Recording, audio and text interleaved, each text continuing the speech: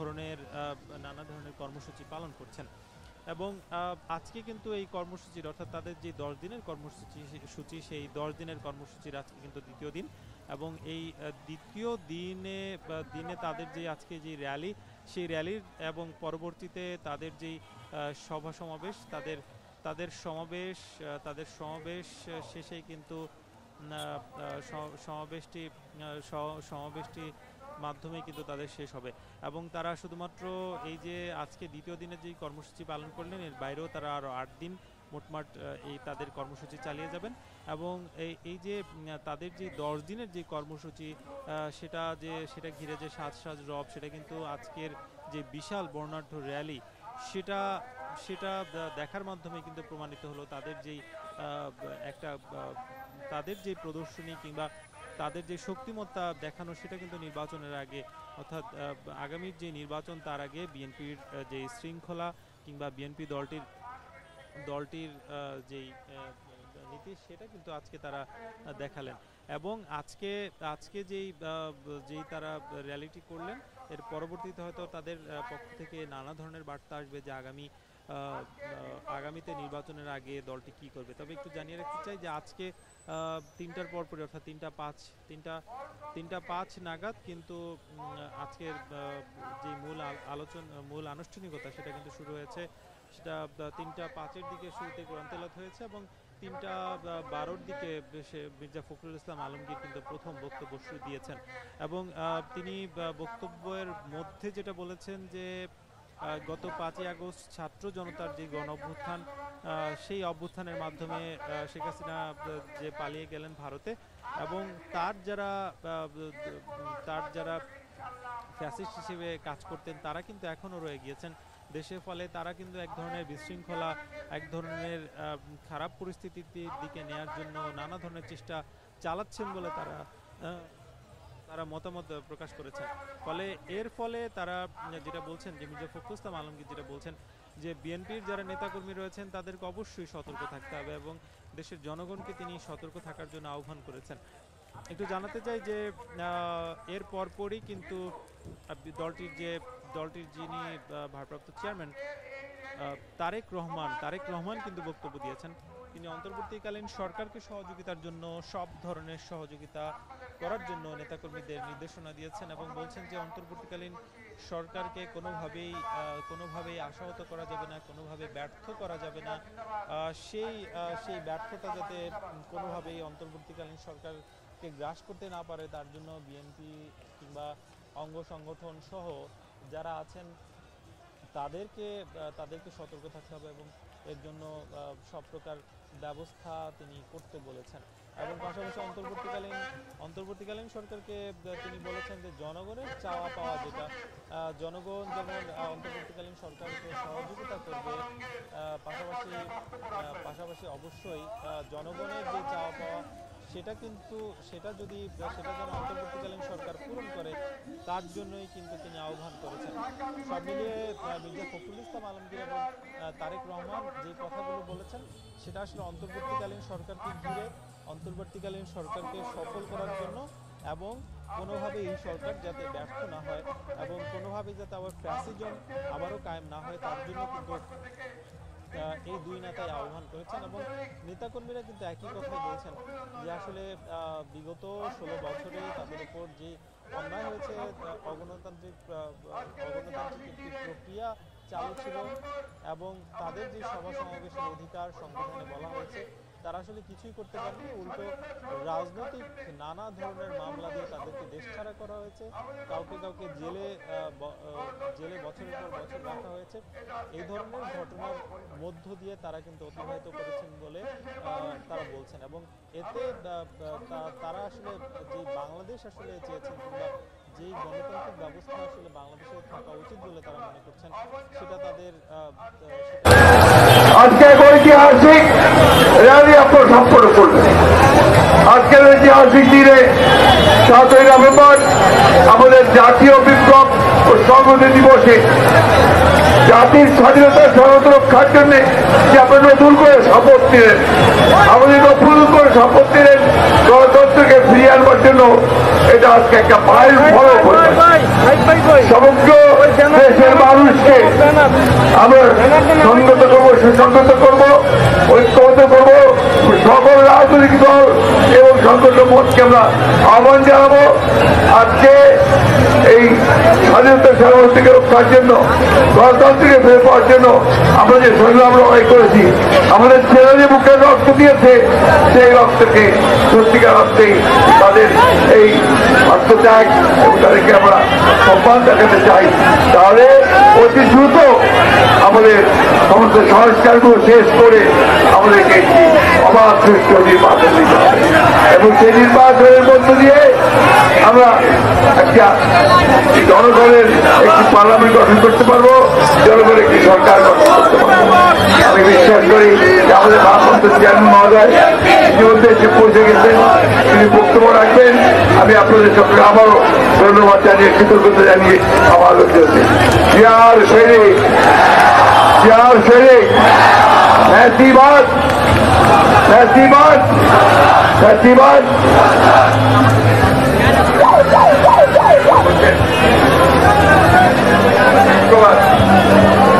আমাদের ভারপ্রাপ্ত চেয়ারম্যান মহোদয় এই সময় লন্ডনে তিনি জুমার নামাজে গেছেন। সেই জন্য আমরা আজকে আমাদের এই বিশালতম র্যালি, যা এই সাম্প্রতিক ইতিহাসের সবচেয়ে বড় র্যালি আপনারা করেছেন, সেই জন্য আপনাকে সকলকে ধন্যবাদ এবং কৃতজ্ঞতা জানিয়ে, অভিনন্দন জানিয়ে আজকে এই র্যালি আমরা এখানেই সমাপ্ত ঘোষণা করছি। আসসালামু আলাইকুম, খুদা হাফেজ। বাংলাদেশ, বাংলাদেশ, ভারত জাতীয়বাদী দল, ভারত জাতীয়তা দল, শহীদ জিয়া, শহীদ জিয়া, শহীদ জিয়া, শহীদ জিয়া, দেশনেত্রী বেগম খালেদা জিয়া, দেশনেত্রী বেগম খালেদা জিয়া, আমাদের রাষ্ট্র হয় ভবিষ্যতের তরুণ নেতা তারেক রহমান, তারেক রহমান, তারেক রহমান, তারেক রহমান। আসসালামু আলাইকুম ওয়া রাহমাতুল্লাহি ওয়া বারাকাতুহু। প্রিয় নেতৃবৃন্দ, আমাদের ভারপ্রাপ্ত চেয়ারম্যান দেশ নায়ক Tarique Rahman, electronics media, print media যারা দায়িত্ব পালন করেছেন, বিএনপির সকল নেতৃবৃন্দদেরকে ধন্যবাদ জানিয়েছেন এবং আগামী দিনে ঐক্যবদ্ধভাবে আমরা পথ চলব এই আশাবাদ ব্যক্ত করে সভাপতির অনুমতি ক্রমে আজকের র্যালি এখানেই সমাপ্তি ঘোষণা করা হচ্ছে। র্যালি আসবে, আমরা কিছুক্ষণ অপেক্ষা করব। আপনারা যারা দাঁড়িয়ে আছেন সামনে যাবেন। এই মিছিলগুলো সামনে আগাবে, পিছনে এখনো রেলের অনেকগুলো মিছিল আছে। আমরা অনুরোধ করবো আপনারা যদি এগিয়ে যান, সামনের দিকে আগান, তাহলে পিছনের মিছিলগুলো সামনে আসতে পারবে। আর আমাদের ভারপ্রাপ্ত চেয়ারম্যান জনাব তারেক রহমান, যিনি উদ্বোধনী বক্তব্য দিয়েছেন আজকে এই র্যালির শুরুতে, ওনার উদ্বোধনী বক্তব্যের মধ্য দিয়ে এই র্যালির বর্ণাঢ্য র্যালি শুরু হয়েছে এবং সর্বশেষ উনি আপনাদেরকে ধন্যবাদ জানিয়েছেন। আপনারা মানিক টিয়াবিলে পর্যন্ত এখানে অংশগ্রহণ করেছেন, সেজন্য আপনাদের সবাইকে ভারপ্রাপ্ত চেয়ারম্যান জনাব তারেক রহমান ধন্যবাদ জানিয়েছেন। তাছাড়া আমরা উদযাপন কমিটির পক্ষ থেকে আমাদের ভারপ্রাপ্ত চেয়ারম্যান জনাব তারেক রহমানকে আন্তরিকভাবে মোবারকবাদ জানাই, ধন্যবাদ জানাই এবং অভিনন্দন জানাই। দারুস সালাম স্বেচ্ছাসেবক দল, ধন্যবাদ।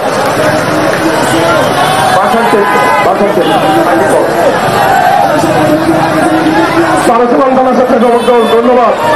আসাম দেখলাম স্বেচ্ছাসেবক দল, ধন্যবাদ। জগৎবাদী স্বেচ্ছাসেবক দল, ঢাকা মহানগর উত্তর, ধন্যবাদ।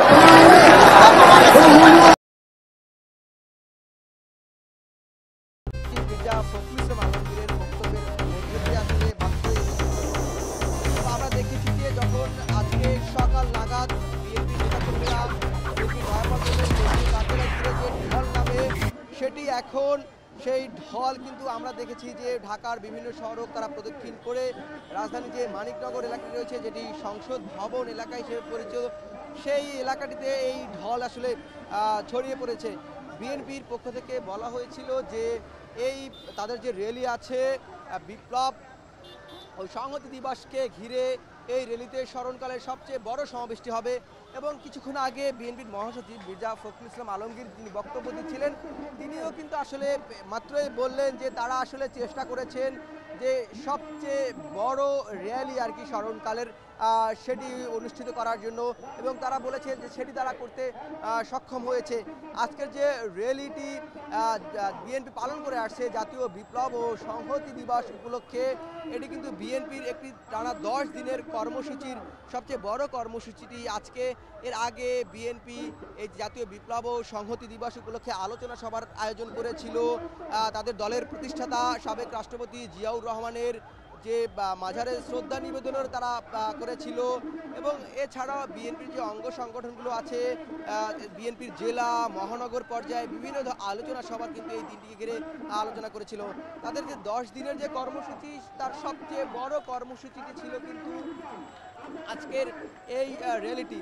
বিএনপির পক্ষ থেকে বলা হয়েছিল যে বিগত আওয়ামী লীগ সরকারের শাসনামলে তারা বিভিন্ন আইনি বাধার এবং বিভিন্ন রাজনৈতিক বাধার সম্মুখীন হতেন, যার ফলে তারা আসলে এই ধরনের র্যালি করতে পারতেন না, বা তারা যখন এই র্যালিগুলো করতেন সেগুলো ছোট পরিসরে তাদের অনুমতি দেওয়া হতো।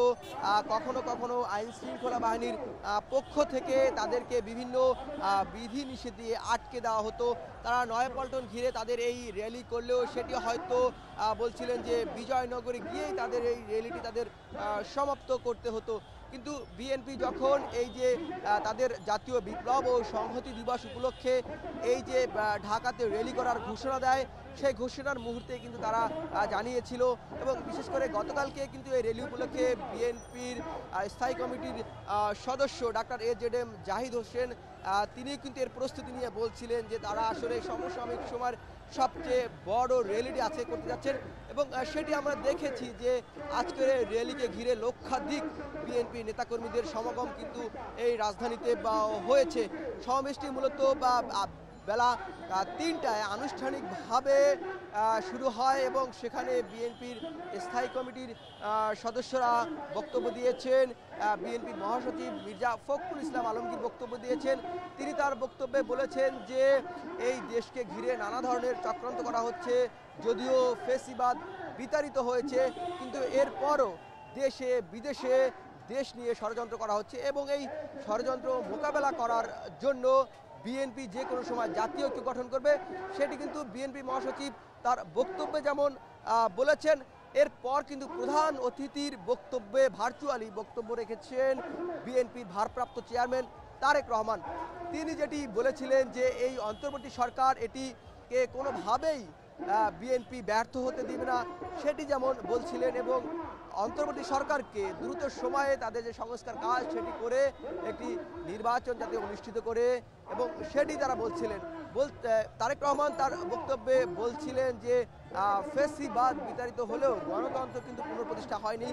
গণতন্ত্র তখনই পুনঃপ্রতিষ্ঠা হবে যখন জনগণ ভোট দিয়ে তাদের জনপ্রতিনিধি স্থানীয় সরকার থেকে জাতীয় সংসদে যখন নির্বাচিত করতে পারবে, তখনই গণতন্ত্র পুনঃপ্রতিষ্ঠা হবে, এই কথাটি বলছিলেন। এবং এই যে বাজার নিয়ে একটি অস্থিতিশীল পরিস্থিতি, বাজার সিন্ডিকেট নিয়ন্ত্রণ, সেটির কথাও তিনি ইঙ্গিত করে বলেন যে এই বাজার সিন্ডিকেটকে নিয়ন্ত্রণের জন্য আসলে একটি নির্বাচিত সরকারের প্রয়োজন। জনগণকে মুক্তি দেওয়ার জন্য আসলে একটি দ্রুত সময়ের নির্বাচনের যে দাবি, সেটি বিএনপির ভারপ্রাপ্ত চেয়ারম্যান তারেক রহমান বলছিলেন। এছাড়াও তিনি বলছিলেন আজকের যে এই যে বৃহৎ সমাবেশ, এই সমাবেশটি কারো বিরুদ্ধে নয়, এই সমাবেশটি মানুষের গণতন্ত্রের পুনঃপ্রতিষ্ঠার জন্য, মানুষের অধিকার ফিরিয়ে দেওয়ার জন্য একটি সমাবেশ। এটি বিএনপি এর পক্ষ থেকে কিন্তু বলা হয়েছে।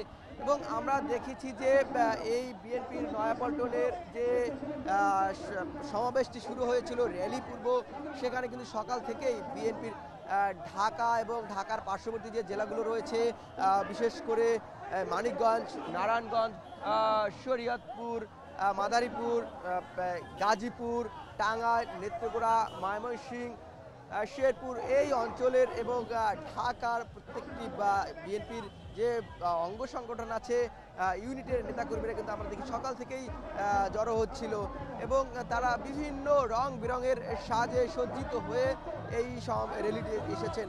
আমরা যখন মানিকনগরে এখানে অবস্থান করেছি, এখন এখানে আমরা যখন দেখেছি যে নয়াপল্টনে বিএনপির যখন তাদের সংক্ষিপ্ত সমাবেশ শেষ করে র্যালিটি শুরু করে এরপরেই কিন্তু এই মানিকনগরের উদ্দেশ্যে বিএনপির নেতাকর্মীরা তারা রওনা হতে থাকেন এবং তারা এখানে ধীরে ধীরে আসতে থাকেন।